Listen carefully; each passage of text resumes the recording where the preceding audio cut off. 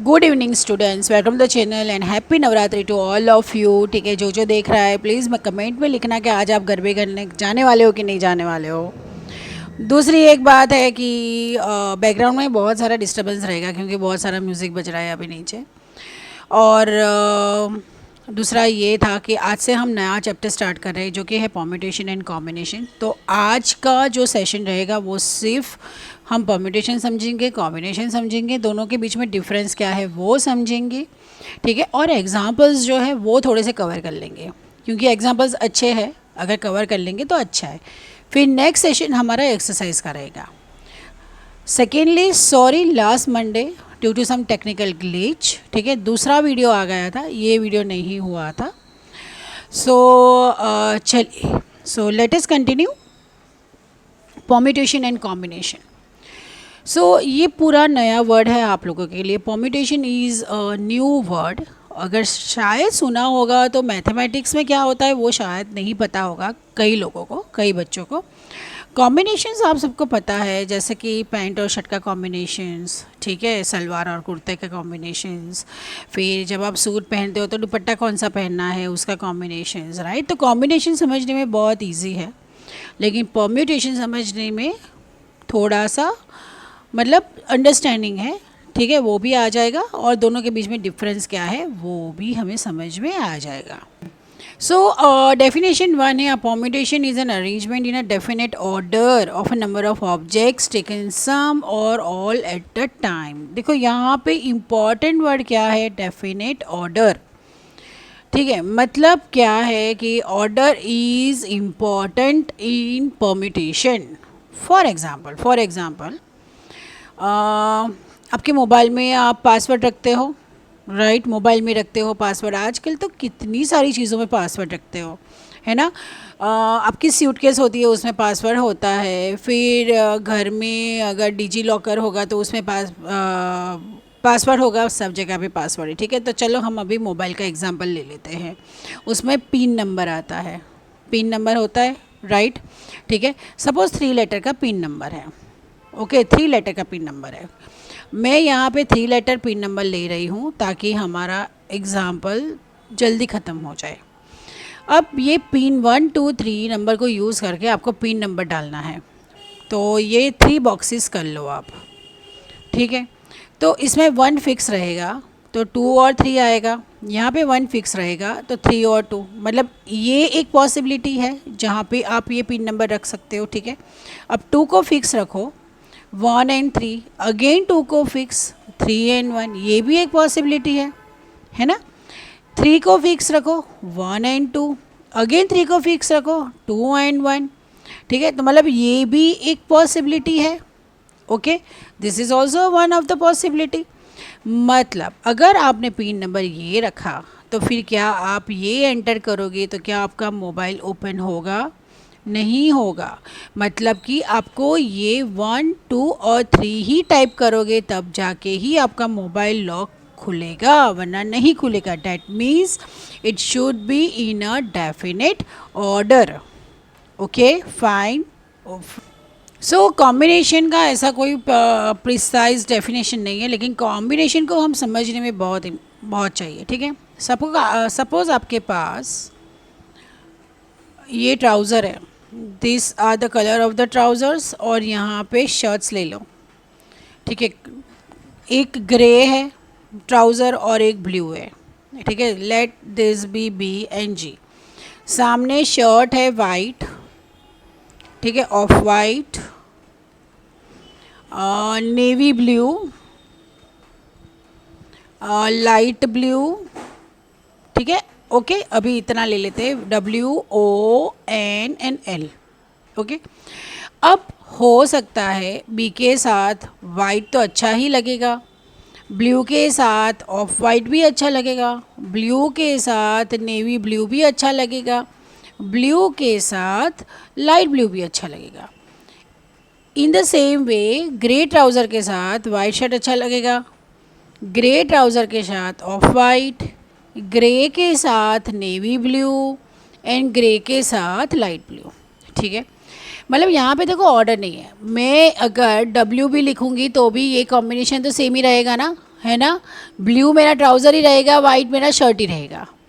या तो मैं BW लिखूँ, कुछ भी लिखूँ, तो यहाँ पे ऑर्डर इम्पॉर्टेंट नहीं है, यहाँ पे क्या है, यहाँ पे कॉम्बिनेशन इज़ इम्पॉर्टेंट। ठीक है, आप कौन सा कॉम्बिनेशन ले रहे हो।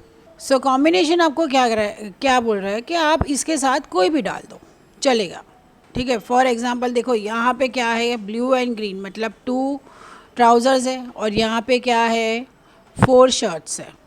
तो कितने वेज हुए 2 इंटू 4। सपोज़ ये M है और ये N है।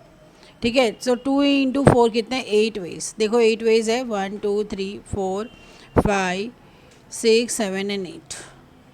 ठीक है, सो फंडामेंटल प्रिंसिपल ऑफ काउंटिंग क्या कह रहा है, that if an event can occur in m different ways following which another event can occur in n different ways, then the total number of occurrence of the event in the given order is m into n। जैसे हमने अभी previous में नहीं किया 2 into 4 8, बस उसी तरह से।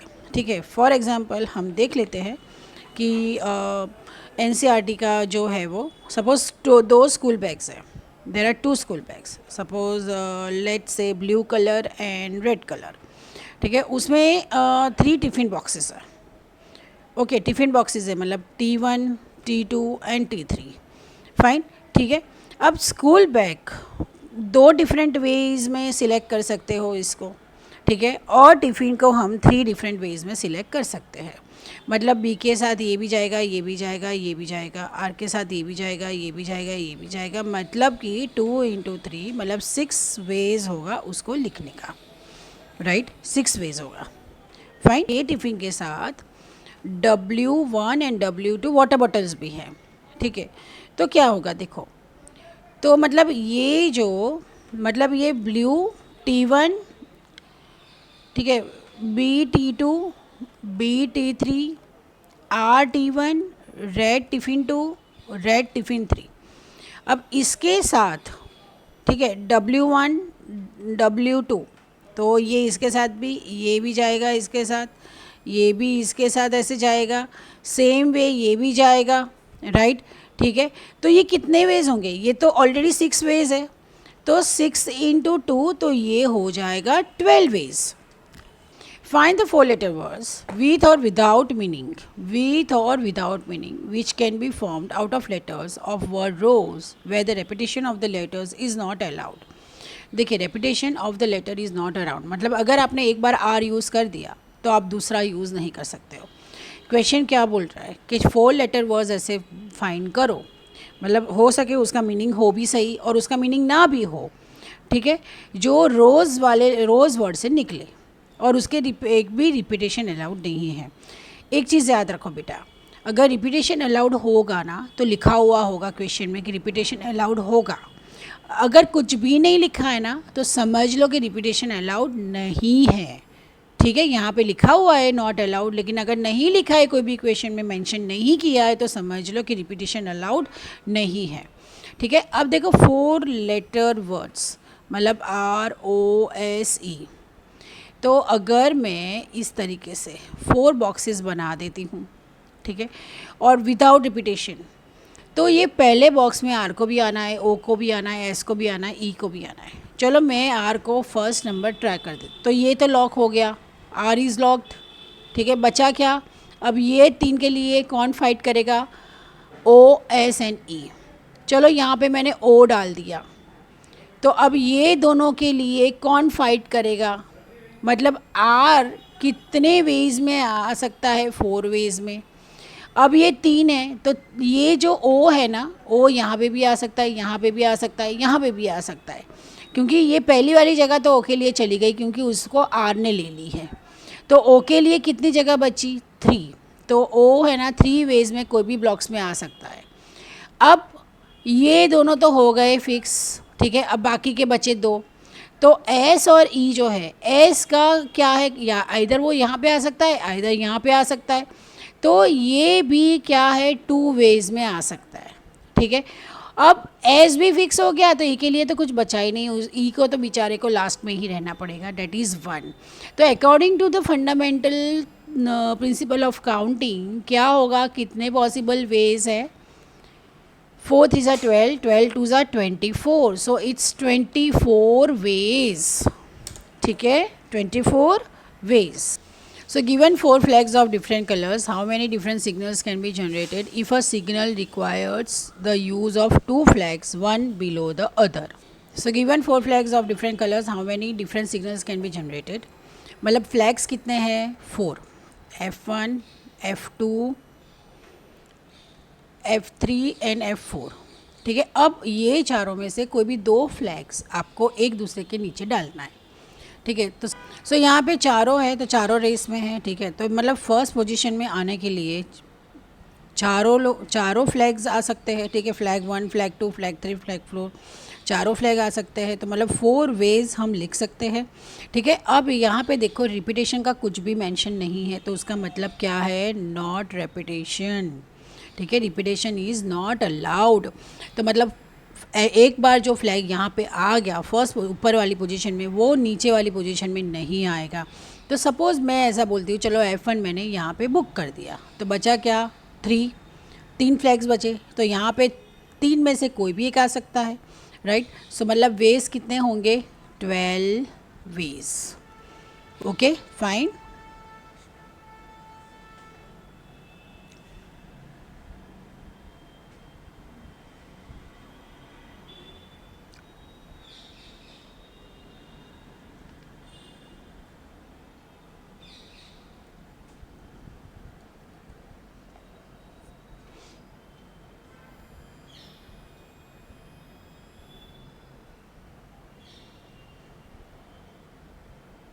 Okay.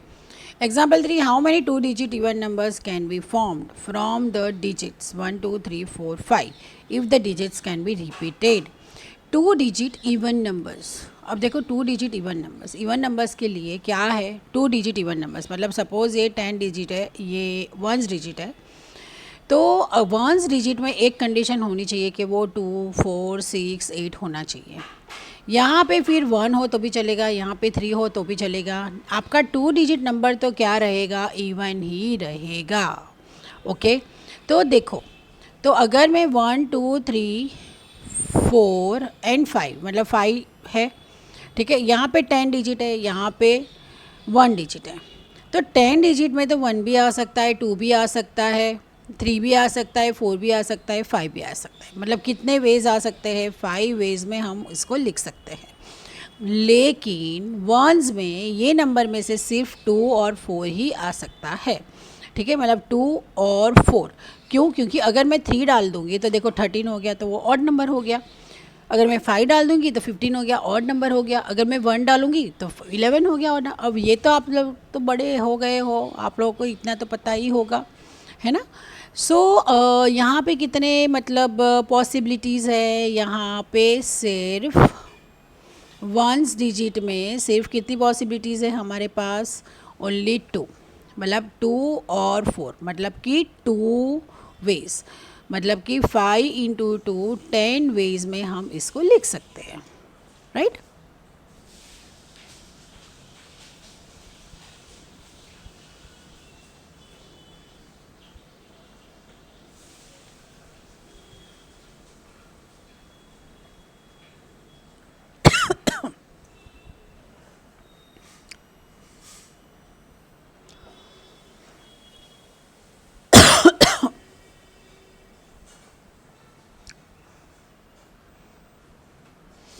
Okay.